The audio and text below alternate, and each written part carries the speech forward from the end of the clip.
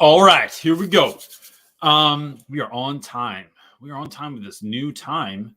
My name, if you've not been here before, is CJ Reynolds, and I run this YouTube channel here called Real Rap with Reynolds. And the whole idea of this is real rap is what my students refer to as real talk about any given number of it could be real rap about football, real rap about Minecraft, real rap about anything. But when we started this channel, I took that term from something that my students would say all the time to me, that they have to have real rap with Reynolds. And then we made this, and everyone thinks I'm a rapper, but that is a skill set that I don't possess, as I say very, very often. So what we're doing here today is trying to help you, especially this time of the year when you are so close to winter break. You can taste it. But, maybe that's something we could talk about. Something I definitely am thinking about a lot lately is how, you don't want to go into winter break, dead on your feet and then feel like that's going to be your rescue. Because it's often not. Because remember, you got holidays in there, 2 big ones. And even if that's not something you celebrate, it is something that takes up time in the world. And so I think there's ways to get around that.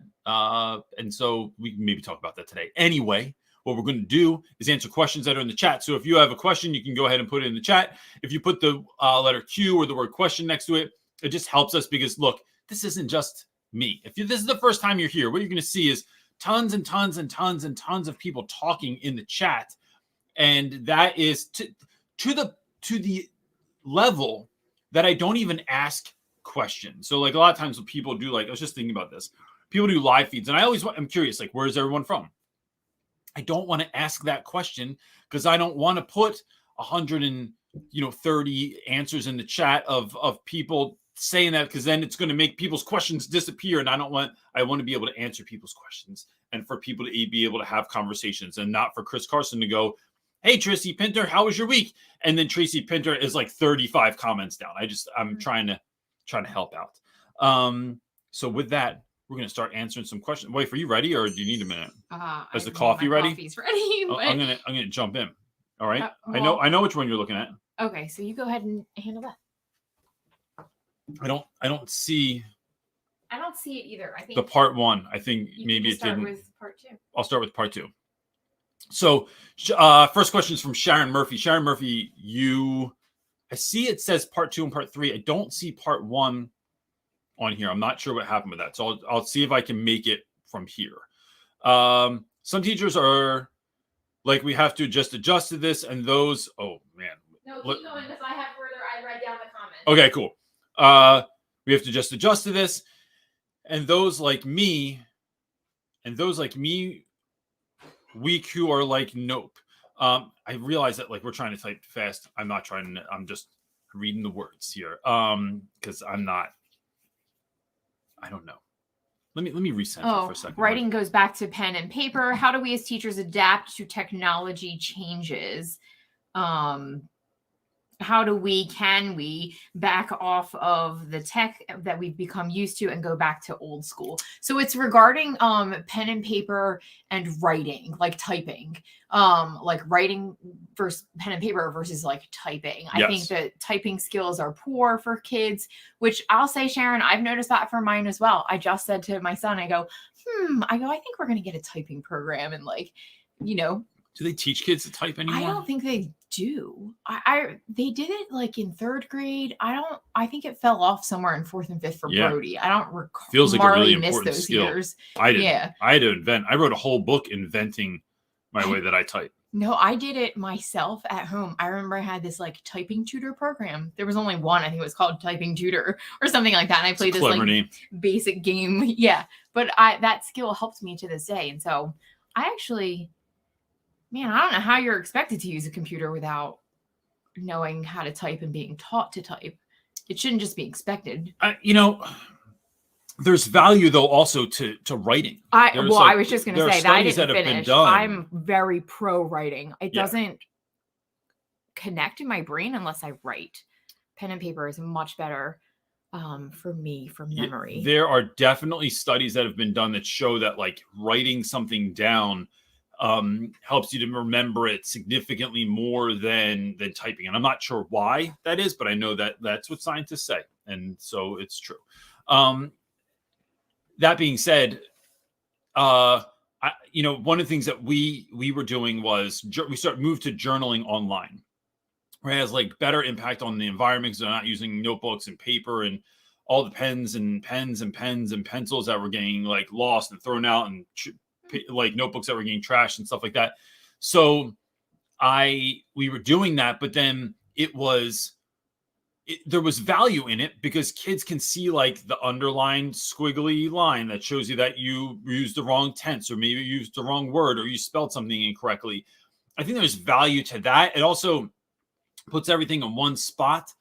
But I wanted to move back for a number of reasons, back to writing on paper. And so instead of notebooks, I went the way opposite way of like folks that are like paper free.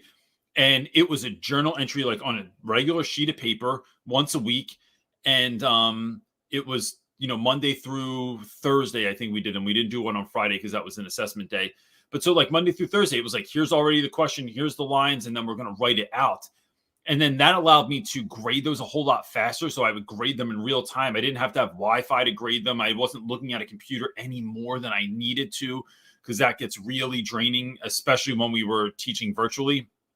So that was something that I enjoyed doing, and kids complained about it, but I didn't care.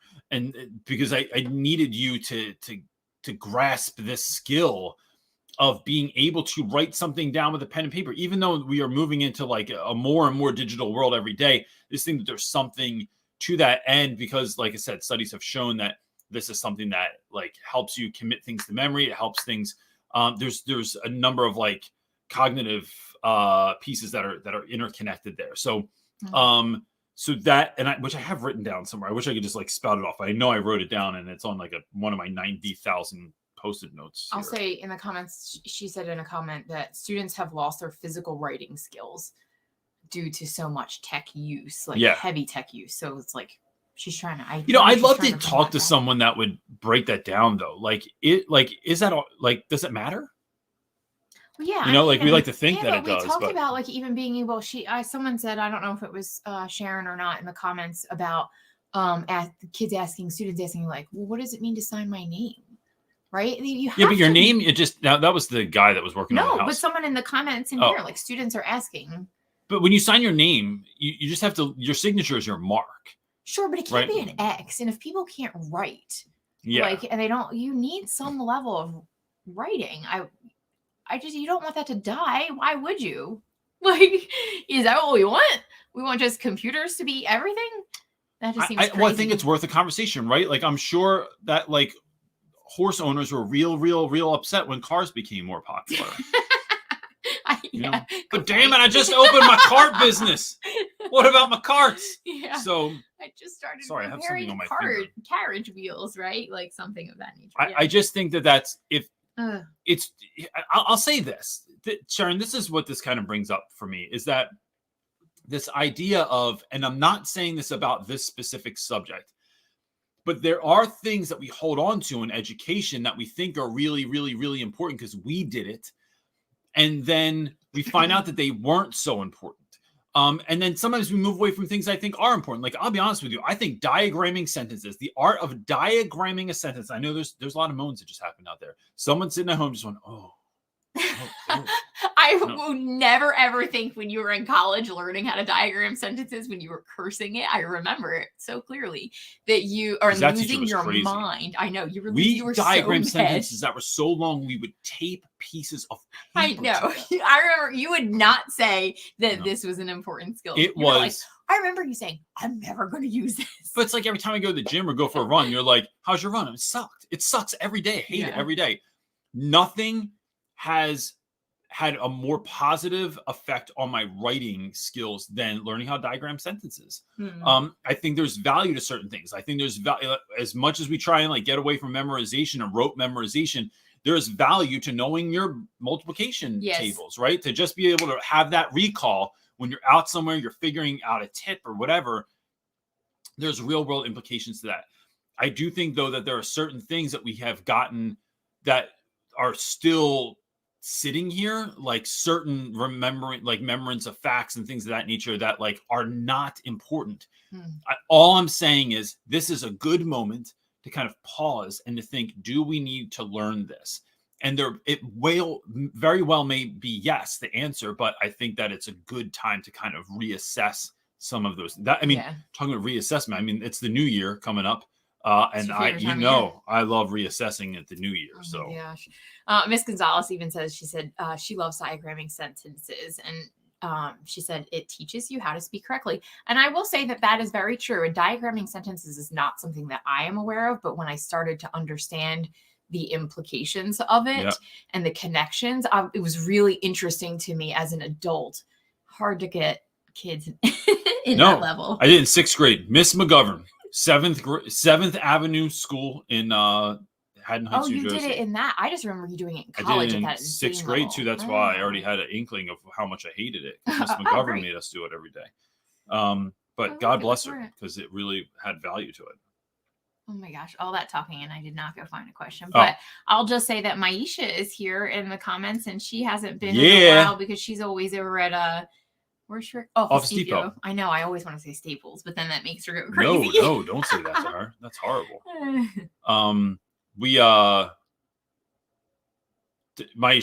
I told Maisha to do this all the time. We were in Target last night. Me and Brody were waiting for Marley and my wife were looking for clothes. So we went to the tech area, and bro knows I do this every single place that we go. I used to give my kids extra credit for stuff, and I'm not really sure what that means yet, but I'm going to figure it out.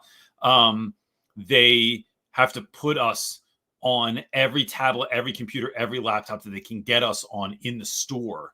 And so that's what Brody and I were spending our time doing. I just thought of that because I'm always telling Maisha to do that. All right, I got a question. Ready? Hit it. I don't know if it's to the group or to the comments or to you, but we'll go with it. And White Cup is asking, if school districts are so desperate for teachers, why do they make these difficult state exams and programs? I think sometimes they should make it harder to become a teacher, to be honest with you. Not just like the rigmarole and they jump through the hoops and all that nonsense, but it's like, don't we want highly qualified? Like we always say there's highly qualified teachers. Our school, let me say this. Yeah, go for it. My children have been taught by people before where this will be in like an IEP meeting or something, and they're like, I want to assure you, Miss Rhodes. This is what everyone sounds like in my head when I don't really want to listen to them. We assure you, Miss Rhodes, that your children are being taken of by highly qualified teachers. And I'm like, I've seen the work that they do. And that was like, if a hospital told me that person was highly qualified at surgery, I'm not sure that I want them opening up my body. Because it's like, what's a highly qualified teacher? Someone that could pass the praxis? And this is coming from a guy that failed the praxis the first time, right? I was going to Puerto Rico that day. I was a little overexcited and I failed it. Not saying that Puerto Rico was the reason. I may have failed it anyway, but I don't know that and then these like nonsensical PDs that we put teachers through, like there is which cool story to tell you in a moment, but there is, thank you, love. You're welcome. I just think that like we should raise the bar, but I think if you want more teachers, it's getting rid of other stuff. It's letting teachers do this. Ready for this word? Teach. If we can let teachers just teach and not do 97 other things, then I think we attract more teachers. I think if we pay teachers an actual livable wage, when you think about this, in the last handful of years, working at McDonald's has gone up in New Jersey from like $5 or $6 or $7 an hour, or $8, or even if it was $9 an hour, to like $15 an hour to start at McDonald's. But teacher rates have not gone up. There have been many, many years as when I was a teacher that we just couldn't afford raises. No one got a raise. And so I think that is a curious thought when we're trying to think about teacher shortages of like, well, what are we asking teachers to do? How are we, ready for this word, supporting them? And that means, are we making sure that they have the supplies that they need, that they have the space that they need, that they have the time that they need, that they have the help when there's a student that is over and beyond what a teacher is capable of giving in any particular class.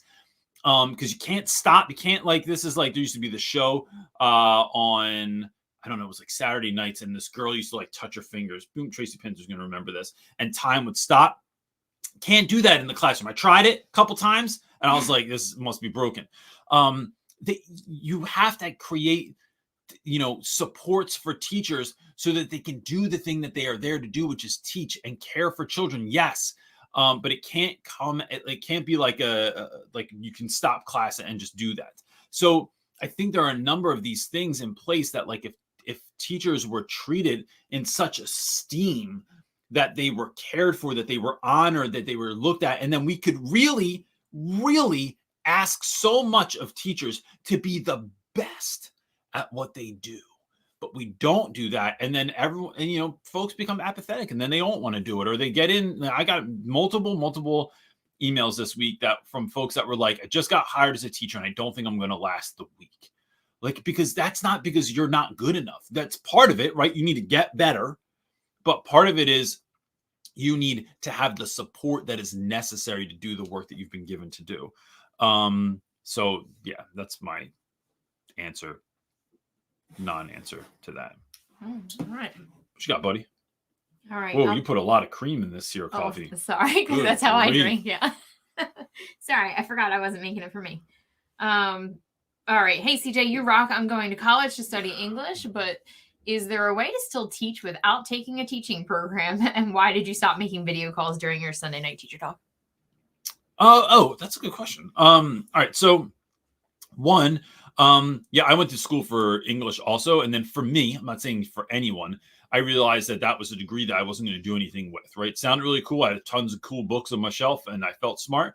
But I didn't know what to do with that. I wasn't going to be an editor or something of that nature. So, or a copywriter or anything. So I went back and got a post-baccalaureate degree, which meant that I went to school for 1 year because I already had a bunch of credits. So I went back to school for 1 year. I did two practicums, they call them here in Jersey, where like you go and observe a class for a semester, you go observe a class or two classes in one semester, I think it was. And then I did student teaching. And so I think that was it. I think it was 1 year. Might have been 3 semesters. Anyway, but you can do something called alternate route or alternate route, depending on where you live. And that is a way for you to start teaching more immediately. So there's like a short training program. I think it's like a few weeks long tops. And then you can go into the classroom and they're going to give you like nights and weekends. You'll receive some other training and things like that. And then TFA, Teach for America, I know is another one that allows you apply and then you go and you have to teach. I think it's only Title I schools. You go teach at a Title I school for the year, and then you do like they do trainings as well, usually. So that's one thing. Why do we stop doing videos during the Sunday night teacher talk? Because not as many people were signing up to do it, so we just thought like it was like and it required a lot of like you had to have a third person. Yeah, we required another person, and I think 1 week that they weren't available to do it. When and my then assistant couldn't do it 1 week, and it was just fell on my wife, it became impossible because it was like so there's multiple people helping with this feed right now, right? It doesn't looks like just me, but I'm talking. My wife's on here, and then there are several moderators on every platform that we stream on, which at this point is Facebook on 2 different platforms, LinkedIn, YouTube, Twitch, because my son told me I need to have Twitch, and I actually don't have Twitter. Moderators on all those. It's really, we don't have them on Twitter. It's really just YouTube. There's Twitch. nobody out there anywhere. On Facebook? It's me. No, it's me. I mean, it was Laura Green, but she can't be there every week, and that's okay. Well, if you want to moderate, you know, hit us up. Let me know. Yeah, hit us up. Hit it, wife. Yeah, and let us know if you want us to bring back the video thing. We always do whatever anybody wants us to do. Like, got an idea, got a thing. Like, I don't know. That's a really good point. You want us to do something? Want us to talk about something? Like, we everything we've done has been because we've been asked. Yeah, trying to be of service as much as possible. All right, next question is from Shayna. She's asking, what is the best way to prepare the students for break who don't look forward to being around their family? I think it's just, I don't know that how much we can prepare kids for that.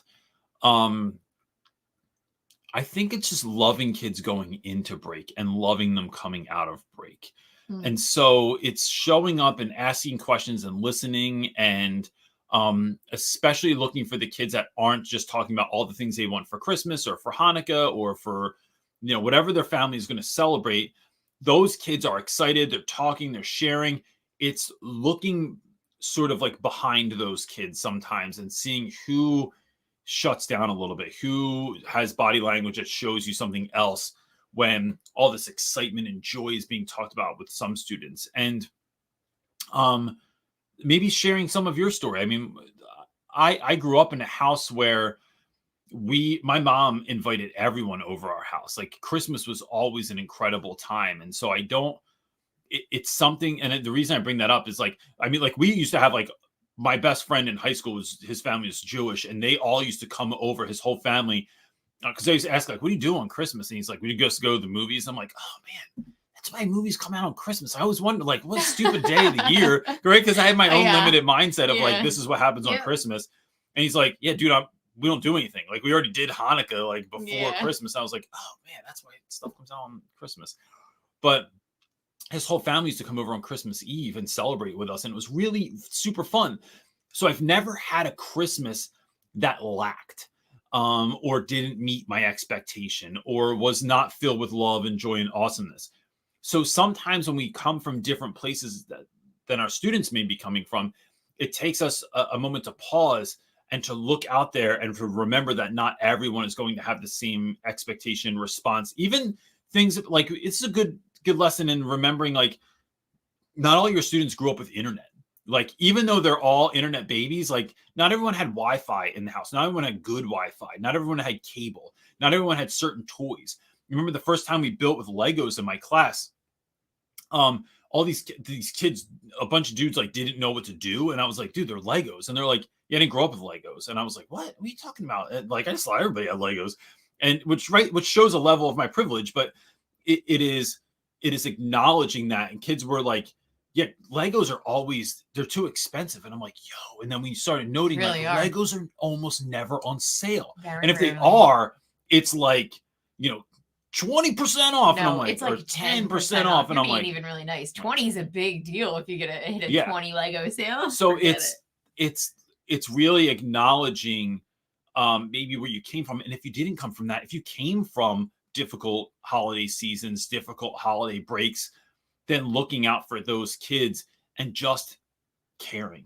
You're just showing up, we say this all the time, your attention's more important than your advice. Sitting with someone through that, I think that's a big acknowledgement piece. And I will say this is next level. Doesn't mean that you have to do it. I remember one year, and we've done this for multiple students, but like one year there was a young woman who was homeless and stopped coming to school because she couldn't wash her clothes. And so we found out about this. One of her students, her friends came to us. We found a way to do her laundry. And then all the teachers chipped in and we all bought her something. So we all bought her something small and then we chipped in for like a bigger gift. And before Christmas break, we just called her into the office. We didn't make her, like we weren't all there. Like we didn't want to embarrass her, but it was like our assistant principal, our dean at the time, gave her the gifts and said like, you don't even have to open these now. Like you can wait till, you go home or whatever, or something like that. And then I think some people chipped in to even get her, like her brother, some stuff as well. So that wasn't just one-sided, but it was really beautiful. And that was, for $50, like everyone chipped in and we were able to help out or something. Like it was really great. All right. Our next question is coming from Jacob, asking any fun last days till Christmas break ideas. After my high school students take their exam, we're done. Every other teacher will just be playing a movie.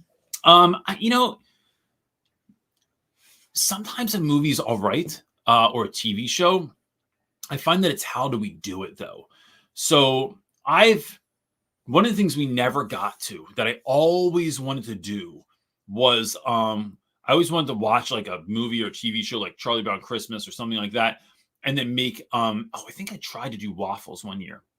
I did. Oh, we did. Somebody yeah. gave me a waffle maker, and It was one of the little ones that we it was had the here. cheap, like little ones. I think I like, got it on like a Target, Secret like- Santa video or like something. a Dash. Yeah, you get them at Target. They're like $5, $10. They're the worst. No, Never they're not. buy them. No, that's not true. I mean, some of them.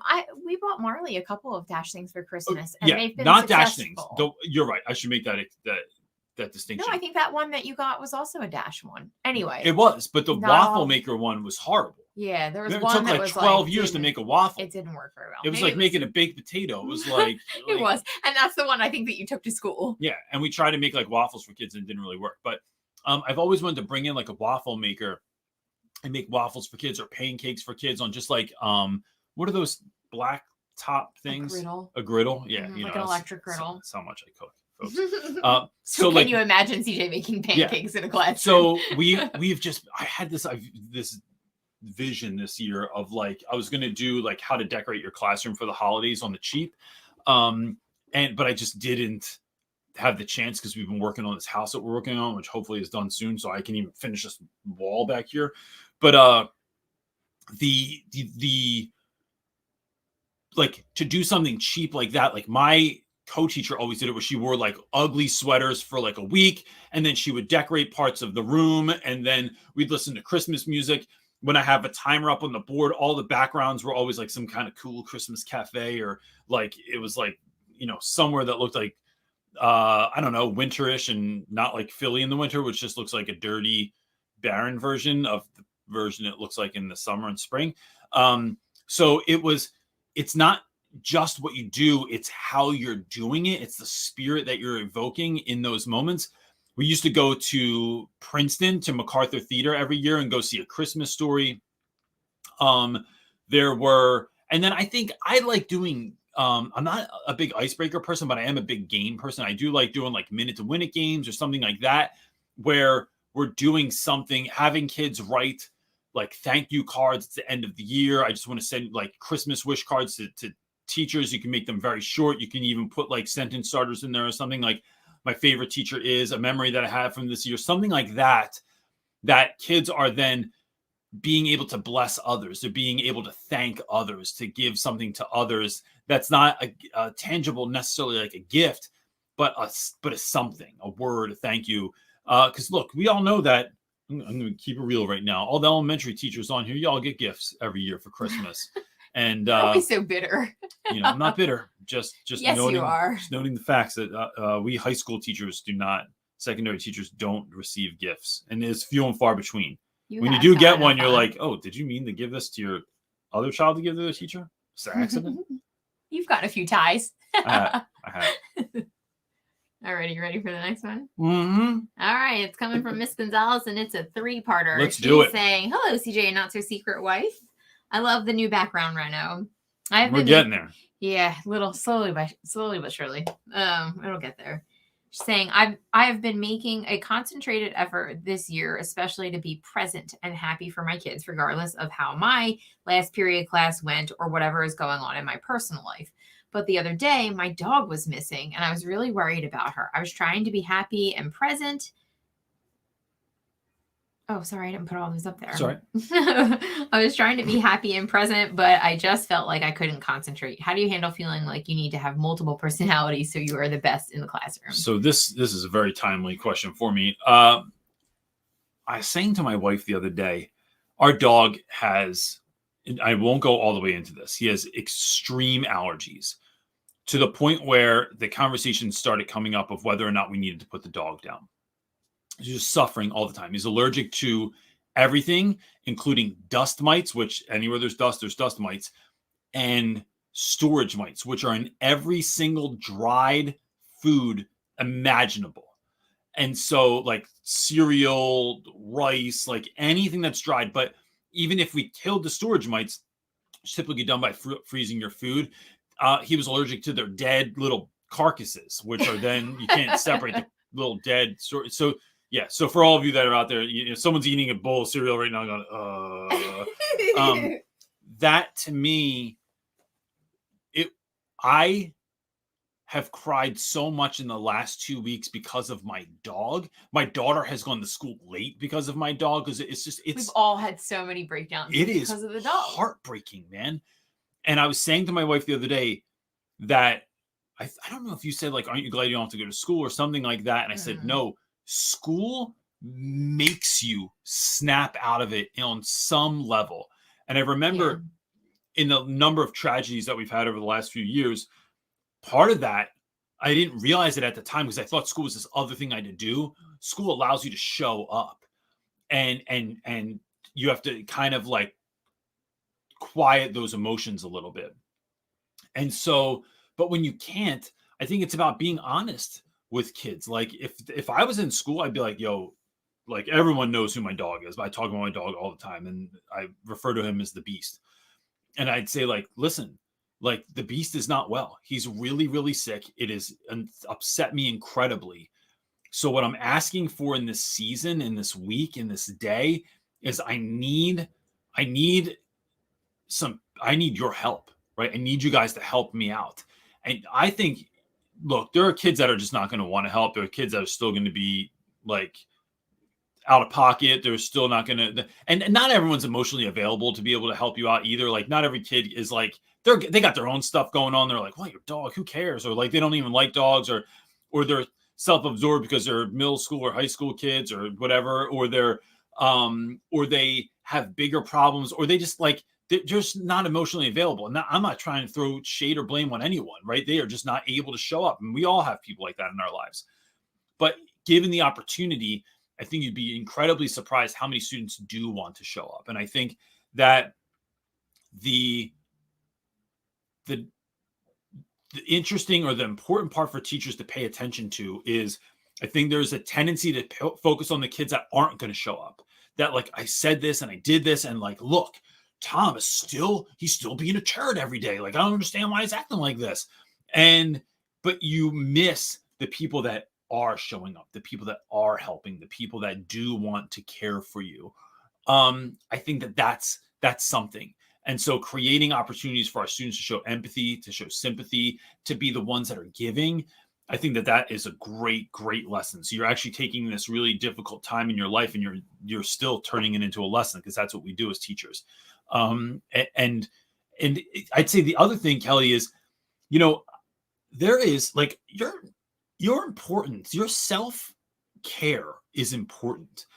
And so I was talking to someone last week that was going through a very traumatic moment, and they're kind of like not sure what to do. My advice was, take the day off, take 2 days off if you need it. And so there is this tension always in the school that I worked in, that both schools, that like, we didn't hire subs. We had a couple of subs in my last school, and they were all mostly a nightmare. That like, you'd come back into school and your stuff was broken and things were all over the place. It was disastrous. But what we had to do instead was we had to cover one another's classes. And so there was this tension of like, man, I used to tell my wife, like, I hate taking off, because then 5 of my friends have to cover 5 of my classes, or 6 of my classes, depending on what I was teaching that year. And that's hard.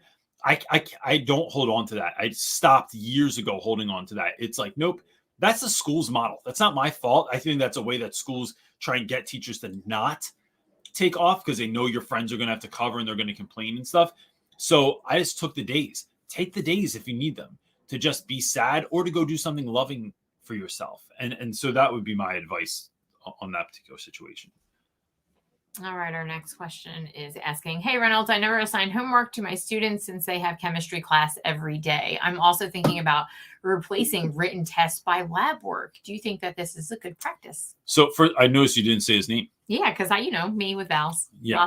There's lots of those. In a dyslexic family, the vowels really start throwing us off. Buddy. So sorry, apologize. So Mr. Luna, what we're saying here is that, I never give homework. I do see the value in homework occasionally, but I think when students go to school for so long, so my students went to school from at least 8 to 4 every day, 8 a.m. to 4 p.m. Then there was, for about half the student body, there was mandatory after school programs after school. So you had to stay till 5. When then you have to take 2 buses and train to get home. You're not getting home till like 6:30. Then I'm not giving you homework. Your time is yours. If students had an earlier day, I might entertain that idea. But by and large, I don't give homework. Also, there are a number of studies that have been done that show that homework does not indeed help students learn more. So those kids they're not getting smarter or better because they're doing homework. I think that there's a value to taking written tests, if only because in college, you're going to have to be able to do that. In other, you don't want to, even if kids aren't planning to go to college, if you're teaching 9th or 10th grade and then next year in 11th grade, students have to learn, they have to be able to take a test. You don't want that test taking ability to go on, because if you're making tests well, there is a flow to them. There is a flow to ideas around how many choices are there. The idea that one choice is going to be completely ridiculous. One choice is going to be wrong because of this common error that most students make. And then there's going to be these other two choices that are very, very similar. One of them is right, one of them is not. So if kids are having to break down some of that logic in there are skills that you're learning from actually taking a test. But however, I think that replacing tests with actual practice with actual doing is brilliant. So for instance, instead of having kids just write an essay, let's do a project, or let's have instead of a test, here's a whole writing piece. And I think that the testing, like when we're requiring students memorize something or learn a skill, that can be done in a sequential number of quizzes through a unit. And then the last piece, that unit test, what would typically be a unit test, is doing that. The other thing I would say about testing too is that when we are really making tests, it's about not just having multiple choice and because that feels lazy to me, because it's not all, you don't want to just have kids be able to call upon their memory, but what are you doing with it? So for us, it was always multiple choice, never true and false, because I think it's evil. It is essay but looking for certain specific things that we've worked on in class, do you have evidence to use in what you're doing, and things of that nature. It is a vocabulary piece that is not just drawing a line from the word to the definition, although that is a part of it, and I use that for a very specific reason. That's probably too long to go into at this moment. And then something else, like a close reading passage or something like that, where I am requiring students to use certain skills or to annotate something or something like that, where it's not just hey, did you remember all the crap that I try to download into your brain? It's, can you do something with it? So if you're using lab work to do that, I think that that's a really great thing. But I think that there is value in still having kids test take, and that doesn't have to be I know some people get super stoked and I gave a final and I had 900 questions on it. I had friends like this and when I taught, and it was dude, it's so lame. You're just flexing and trying to make it sound difficult. And so it's, can we give small, sizable chunks of assessment and that are building up to the lab work? That's what I would do. All right. Nick is up next. I think I talked about that much. Yeah. I felt like I was exercising a muscle I haven't used. Right. Very excited to do that. That muscle's tired now. No. Okay. Next question. Oh, hi, Reynolds. I'm in my second year teaching middle school connections, aka electives, computer science this year, and struggle keeping the kids engaged in my lessons because it's not a core class. Yep. Hold on, it's two-parter. We got to answer for this. What advice would you give for keeping kids engaged in a material they have no interest in? Not engaged in lessons usually equals chaos in the classroom. Oh, it does, Nick. That's exactly what it equals. All right, can I get everyone's attention? All right. Oh, I know. I taught poetry for many, many years. And you know what that gets? Bro, this sucks. I hate poetry. Because you know what we do, Nick? We call things electives. I'm not an air quote dude, but I'm breaking them out for right now. Electives.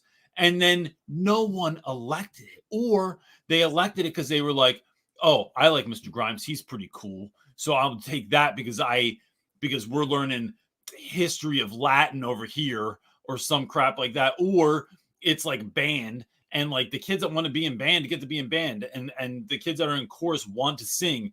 And so I'm making a generalization here. I realize that not everyone picks that, but like it just sucks for everybody else, because then you get poetry and they're like, it's a catch-all. Let's just dump them in there.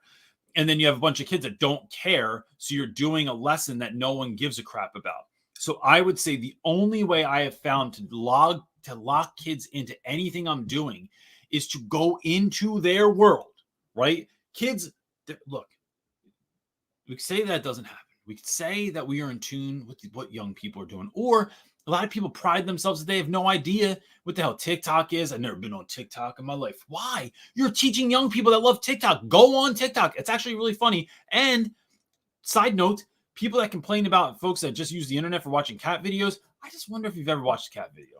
They're freaking great. They're like, cat videos are magical, and they make you feel better and take away your stress, and they make you love the earth more. I'm just saying. So I'm not saying that's all you should be doing on the internet. Like, look some important stuff up too, but every once in a while, like a cat TikTok, damn, man, these things are funny as hell, dude. So they are. I think it's, what are you doing, right? This takes your work. What are you doing, Nick, that is close to what your kids would want to do? Do your students want to have a YouTube channel, a TikTok? Are we talking about algorithms? Are we talking about SEO? Are we talking about designing a website? Or even when you have a YouTube channel, there's all these pieces. You have to design your header banner, and then you have to know how to do that and look for the dimensions and be able to format that and design something, breaking down design. Can you, when you're writing your copy for your about, when you're creating all of the links and pieces and things like that, if you're going to, you can't just have a YouTube channel. What are you going to sell? Like, you have to have something that some other thing that you're doing. So can we design a website that's for your big word term right now, buzz term, personal brand, right? Which literally everybody on the face of the earth has on some way, shape, or form. Even if you don't think that you do, you have it. So it's like looking at some of those pieces of like, what do kids want to do? What are you into? Are you into sports? Do you have to have a highlight reel so that you can get into college? So we want to be able to edit that stuff and upload it somewhere, and then have it not look like a flaming piece of crap. So you want to make sure that your artwork is tight, and that, maybe we're working as a group on a project, and like someone's in charge of the artwork, someone's in charge of the editing, someone's copywriting, someone's filming, and what are we doing? What are these different pieces? So what we do is, and look, I've realized that there might be an overlord at your school that's telling you you're not allowed to do that stuff, but it is finding ways to take chances, finding ways in moments that, you're going to have to hold your breath a little bit and jump to see if this is going to work. And you can do that in incremental, smaller spots too. But the only way to get kids to give a crap about anything is to connect it to something that they, A, know is critically important, or B, that they actually give a crap about. And if the kids don't care, then they're never going to buy in.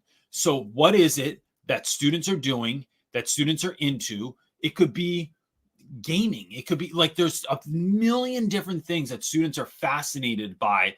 And I'd say that the majority of students are fascinated by that, even if they don't plan on having a gaming platform one day or being an online personality, there is still a sense of wonder around, like, how'd you do that? I was watching the other day, I was watching a video. My son is really into this YouTuber, Laserbeam. And he's hilarious, by the way. So Laserbeam, he's from Australia, and that's how people talk there. I know. I just upset everybody in Australia. Hannah hates every time I do that. She emails you or DMs every time you or something. Every time I send her a message, I'm like, "Good day," and she's like, "This sounds horrible. Like, you sound like an idiot." But Laserbeam does this thing where after you watch his actual gameplay, you can see it from different angles. So you're like seeing his character move around. And I'm like, I was asking my son, like, how the hell, where does he get this footage from? Like, what kind of like special magic is he using here? And he said, oh, it's just replay mode. And so my son had to like walk me through on Xbox, like how to do replay mode so I could see this stuff. And it was just fascinating to me how that worked. I just didn't understand. So sometimes it's doing those sorts of things that I think would be interesting. And I just, that's my short answer. I think that could be something that you could maybe roll with there. What you got, buddy? All right. Next up is Steph Shook asking, what are some of your suggestions to restore yourself when you know you are overextending, but you have to? life is hitting me hard right now, and I still feel like I'm not doing enough. Ooh, Steph, that's us, girl. Sometimes you're just in a busy season. Sometimes you're in a season where we are in a season where we are like pushing hard and sprinting hard. We have like other projects that we are trying to get off of our plate so we can focus on the big projects for like Real Rap with Reynolds that we want to do. We And actually it's hired just- people in Real Rap with Reynolds to help us get things off the ground, and then they're just still had to sitting step there, away like from that. yeah, because we because have other things like our dog. Our dog has been like something that nobody knows. He takes up an enormous amount of time. Like after this, we have to go make a home cooked meal for our dog with like rabbit and carrots and cucumbers and like all kinds of supplements, and like it takes up. And he needs to be bathed like 2 times a week. So we're just in this crazy season where we have a house project we're working on, like an investment and flip. So like we have all these kind of crazy things going on in our life, and we have to do them, right? And we can't walk away from them, but we're in a season. I think some seasons you can like be gentle with yourself when you're dealing with high stress. I think that's different, and you can love yourself and be intentional when you're in high stress. But when you're in just a busy season that you have to do a lot of these things, I think that you just have to grind through it sometimes and love yourself the best that you can with like stripped down to really, really important things. Like for us, it's like, okay, time with my children, most important. We need that. And that's a non-negotiable must have. Time with God, non-negotiable must have in our lives. Like I think we stripped it down to really bare necessities of stuff of like what we have to concentrate on Real Rap with Reynolds in this season or this moment while we're doing these other things. Like you just have to really, it's a balance. Nothing is ever done perfect, and it's not going to just be one way. It's constantly moving. It's constantly like you're juggling. And man, like even this weekend, CJ thought, no, we're going to go and do all this work. And I'm like, no, we're not. We like need to pivot and like do family and these sort of things. Still thought we were going to do that. Yeah. So I think there's no real answer. You just have to you have to know that you're doing the best that you can and will all get done. And then you just have to keep balancing to where you need to shift your energy for different things. I think added on to that, I would add that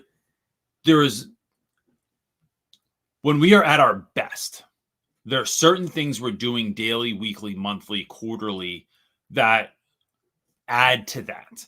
Yeah. When we are not doing those things, we are not as good of a version of ourselves, right? We're shorter with people, we're angrier, we're more depressed, we're more sad, we're more lethargic. And so I think that there's like a systematic process to this sometimes too.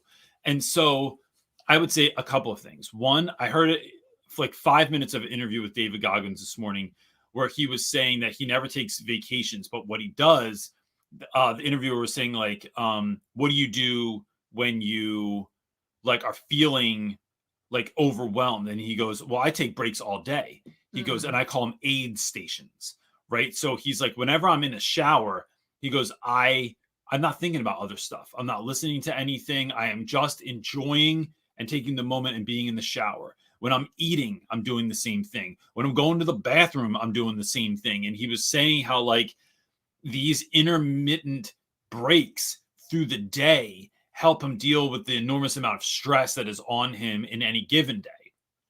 And so that really made me think, because I have a number of things. I'm looking at this app that I have that's called Habit Tracker, or what the hell is it called? I think My Habits.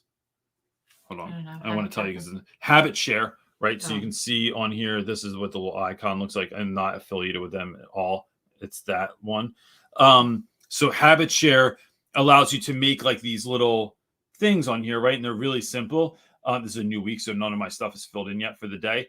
But it is, for me, it's like, I know that I have identified a number of things in my life that when I do them, I don't always feel 100%, but I never feel, let me say this, I never feel less than hopeful. And so there's two things I do. One of them is this habit tracker, right? So I track every day. All I have to do is hit the little button if it does it, right? So like meditate and pray on the top, did that today. I can hit meditate and pray. This little thing pops up. I just hit, sorry, it's hard to see this. I hit this little green check.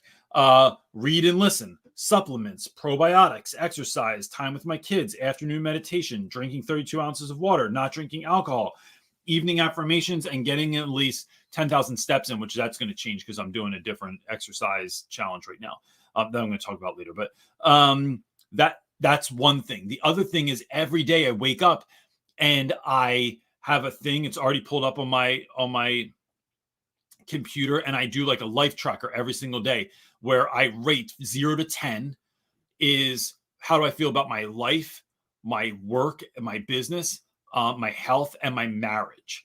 So I am going 0 to 10. So 5 and above, 5, I at least have hope, right? Things might not be going great, but I feel hopeful. 4 and below, I hate everything. I hate that we bought these ring lights. I hate that I'm drinking coffee again in the afternoon. I'm like, why is my wife is driving me insane, and my hair used to be black. Like I hate the clothes that I have. I am like, why do we have kids? They are such a pain in the ass. So you're doing that kind of thing, but I'm rating that every day. And what I'm telling you is that when I see that I'm ticking off the green things, when there's more green than red, then my numbers go up. I feel better because I'm doing the things I need to do. I think that that's really good if you have a hard time noting those things. That whole process that you just went through gave me anxiety, and like literally gave me anxiety that would be another to-do list, a thing that I have to do on my to-do list. Like that drives me insane. Well, that works for CJ, does not work for me at all. I Steph, literally knowing like what if you need to figure out those things that give you life and things that don't, like that thing is that habit share thing is a great tool for that.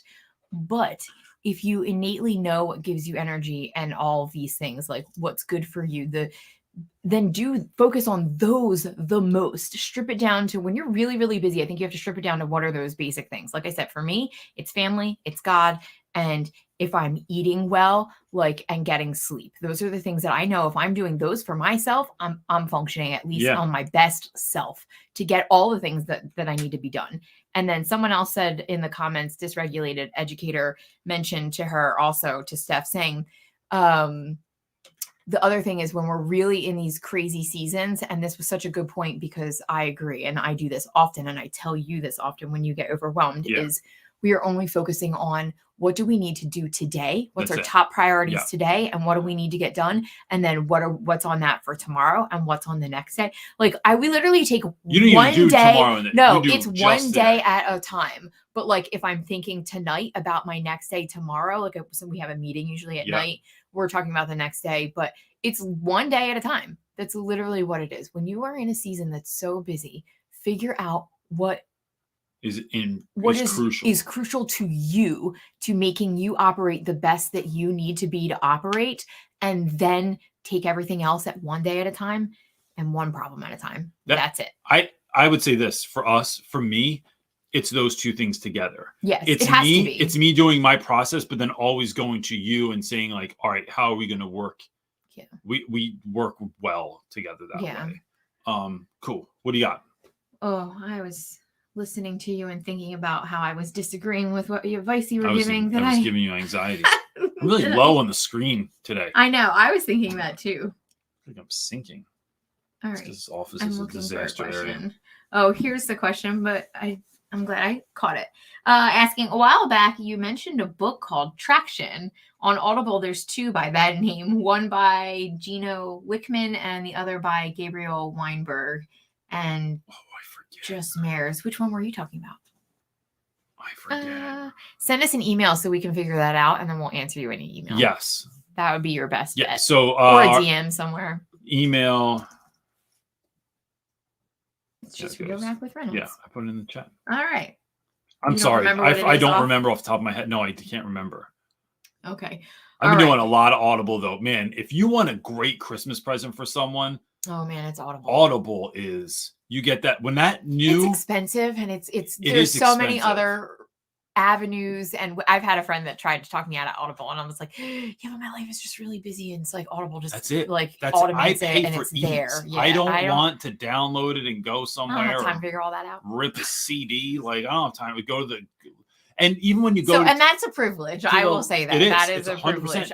It took a while before I remember wanting Audible for so long. I'd get rid of Netflix and have Audible over that. I would too. And they cost the same amount a month. Okay, our next question is coming from Coretta, asking, how do you return to a classroom after you were attacked by a student? I had a second grader turn on me on Friday because I told him he couldn't have his way. He was removed, but I know he will be back. Oh, I'm sorry that happened. I'm really sorry that happened too. How would you, like, what would you answer this? Because I feel like we would be... Well, I think we're going to have different answers because you're a male and I'm a female. Yes. And then the student is clearly a male. And so there's a lot of dynamics in that. I'm not really sure. That would automatically, that child would get returned to your classroom? I can't see that. Why wouldn't depends on what your school's like. Yeah. I think I would act like nothing happened. I had a kid try and beat me up one time and they brought him back 5 minutes later. I was like, what the hell? Well, especially that's crazy in that day. But Coretta, I think I would act like nothing happened. Children are learning and growing and there's so much happening. I think I would act like nothing happened and keep it real friendly. And then I don't know. Is that good advice? I don't actually know. So keep going, because here's what you're doing. It's not what's good advice, what's bad advice. Some things work for some people, some things don't work for some people. You know what I mean? So that's why I like that we both. I would just clean slate it and just act. It's not like you're pretending it didn't happen. It's a fresh anew. Yeah. Like that's how kids work. Like they usually turn pretty quick, most of them, when there's not like some stuff going on in their lives. And there's clearly, if this child hit, there could be a reason or attacked that something else is bigger going on. I would hope that you have supports of the people in your school and your admin to support you as the teacher. Because I know we usually focus on children, but what about the teacher when that's a thing? She was attacked in her classroom by a student. Like, how do you handle that? That's a lot. I don't have a very clear answer. It's also scary because it's not like you can just leave, like there's other children in there with someone that is unhinged at the moment. Like they don't know what to do with their anger, and what if they lash out at someone else? So you're also concerned for the other people in your care. At second grade, do you usually have 2 in a classroom? You don't always, do you? I know. Yeah. I mean, I think it depends on the class, but I would say the opposite. I would not say to act like nothing happened. Okay, why? But that's a skill of yours. Like people can wrong us, and you're like, you know what? Just gonna wipe the slate clean, and I'm Captain, grudge over here. We're like, that's how I grew up in my family. Like my mom was like professional grudge holder. Which is so funny. I don't think people would think that you're a grudge holder. No, I've had to work on that a lot, right? It's like, but think about that, right? Think about that lesson right there, right? That you look at other people and you don't know what kind of hell they've been through, right? Like this happens all the time. You don't know the battle that everyone else is fighting, and this in school. People think that you're happy-go-lucky or that you just were born miserable, and it's like, no, you don't know what I've been through. And so I think that there's that, because I just know that I'm not able to just jump into that thing. I have to remind myself of a couple of things first. One is that was nothing personal. And I know that that's not helpful all the time, but it's important for me to at least just say it out loud and acknowledge it, right? It doesn't make me always feel better. It still makes me pissed off that I have to deal with it. But that child has been through something in their life outside of this, or they're somewhere in their mind. There's something not sort of lining up that's allowing them to see like, hey, I did this, I got redirected, and now I can just go on with life. Something else is going on there. And for me, that breaks my heart, because I know that like life is not going to be so forgiving as I am. That you do that to someone else, especially where I taught in West Philadelphia, like you're going to get your lights punched out, or you're going to get stabbed, or you're going to get shot, right? Because you went off the hinge because someone tried to say some stuff to you, and then you got all out of whack about it, and then picked a fight with the wrong guy, and then you got your ass beat. And so that makes me scared for kids. And so that gives me reason to show up, to care, because because I don't want you to die. Right. Like, and so this is my situation. I've realized that not everyone teaches in such a dire neighborhood. But that I don't want kids to have you know, in any kind of regular, you know, setting, I don't want kids to have like poor like relationships with people that they love or with their siblings or with their dogs even, right? So I said dogs because I feel like they get like, you know, people can be real nice to people, but then they take it all out on their animal.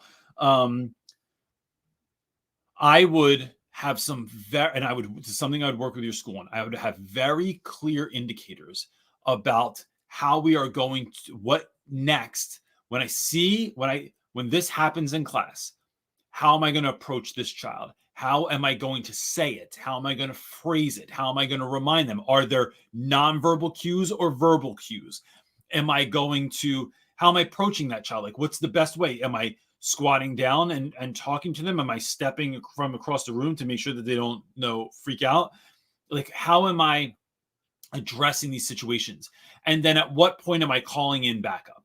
Right? Because there have been students I've had in the past where like I would say 2 or 3 times for them to do something. And then I knew that if I did it again, I could feel it. I could feel it in the room that, man, you are on the precipice of exploding.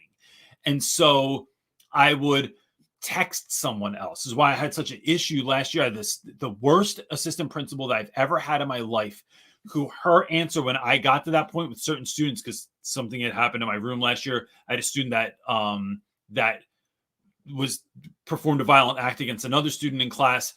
And so I said, hey, listen, I need your number. You have a school cell phone, so I can just text you if I feel like it's getting there. Her answer to me was, just call me on the classroom phone. I said, I don't want to do that because I don't want the kid to know. And then that's going to exacerbate the situation. I need to be able to text you low key. And she's like, well, if it's already there, then just call me anyway. Who cares if they're going to get upset? So I called one day and she said, she wasn't there. I was told to call the office. Then the office would get on the walkie-talkie and call her. Then she would call someone else and then they would get them to my classroom. That's how I was told to deal with all outbreaks in my classroom, even fights. So if in the middle of a fist fight, quick, go dial the number to the office. The office is going to walkie-talkie the assistant principal. The assistant principal is going to walkie-talkie someone else, and then someone else is going to come to my. Bro, have you ever seen a fight like this? No one ever showed up. No one ever showed up when I did that too. So it's having that plan in place and having something that student understands. So if this happens, we're going to ask you to take a walk, to get a drink, to take a breath. If that doesn't work, then you're going to get another, nonverbal cue, or then maybe you'll get a verbal cue. Then you're going to go to this office or to this teacher or to this space where you can decompress, where you can breathe it out, where you're going to get some, how are we?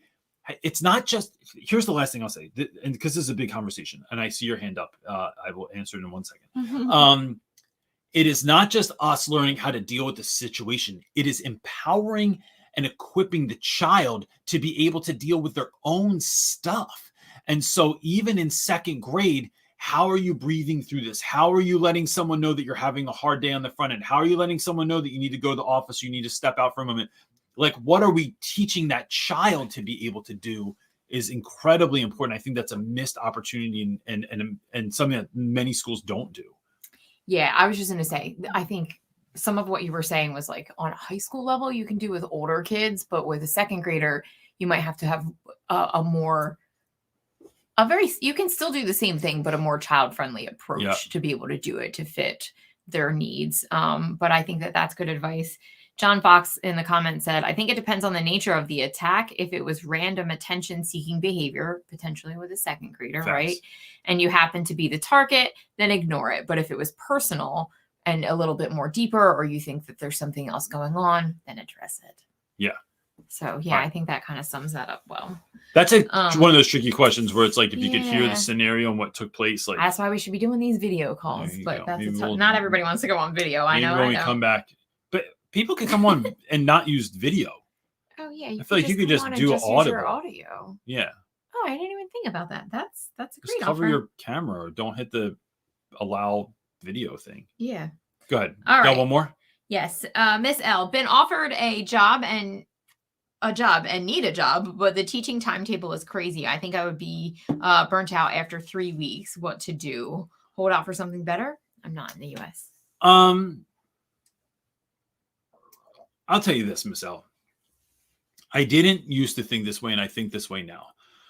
I used to think that if I had it, when I got my first job in Camden, New Jersey, it was Title I school, incredible turnover, like wild turnover.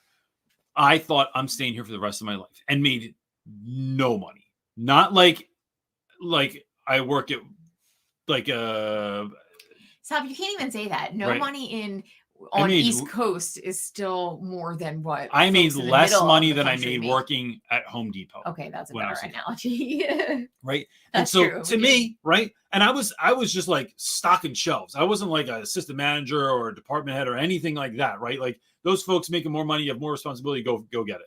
Get your money. But for me, I was stocking shelves. I made more money stocking shelves at Home Depot than I did as a full-time educator with 6 classes a day and a mandatory after-school program that I had to do. So that just doesn't equate to me. But I thought I'd be there forever. The first time I switched schools, the only time I switched schools, I thought, man, this is so much better. I would love to be here.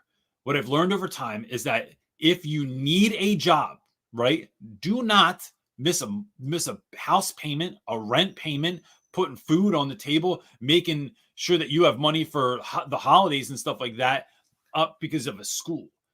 If a school's not good enough to be at, I'd go there for whatever time I need, and then I would leave. And I never used to think that way.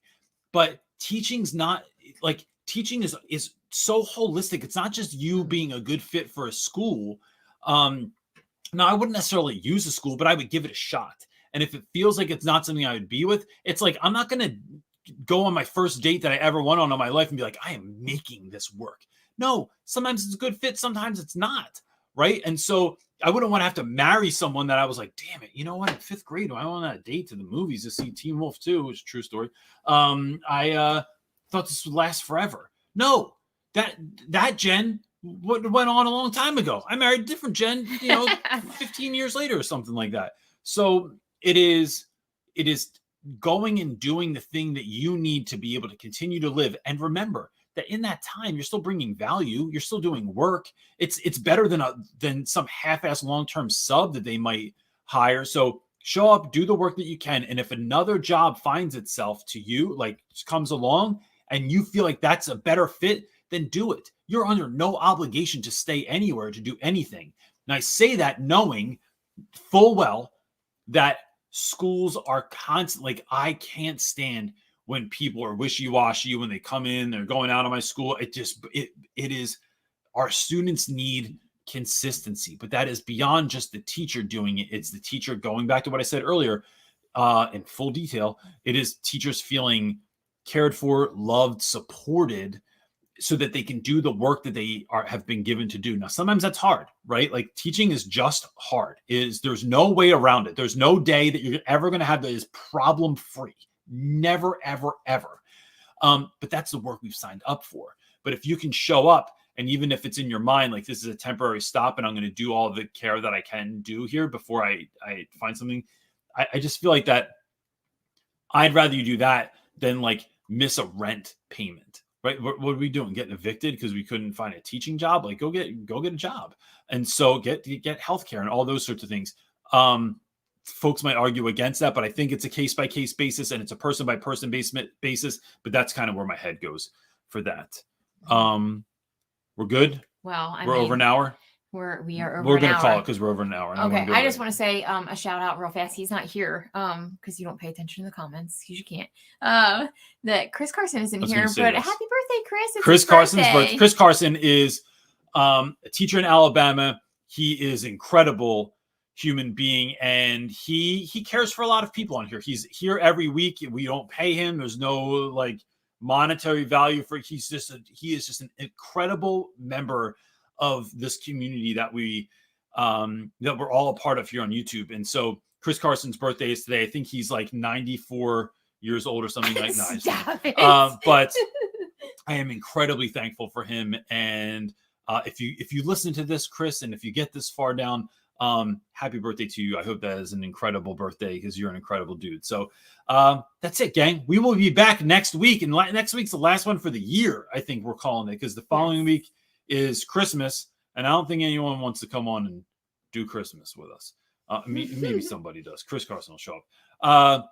But then we won't be, after next week, we will be off until 2023, which will be season 7 of Sunday Night Teacher Talk. Holy smokes. I can't even. That's it. Gang, appreciate you so much. I hope you have a really wonderful week. And that's it, dudes. Peace.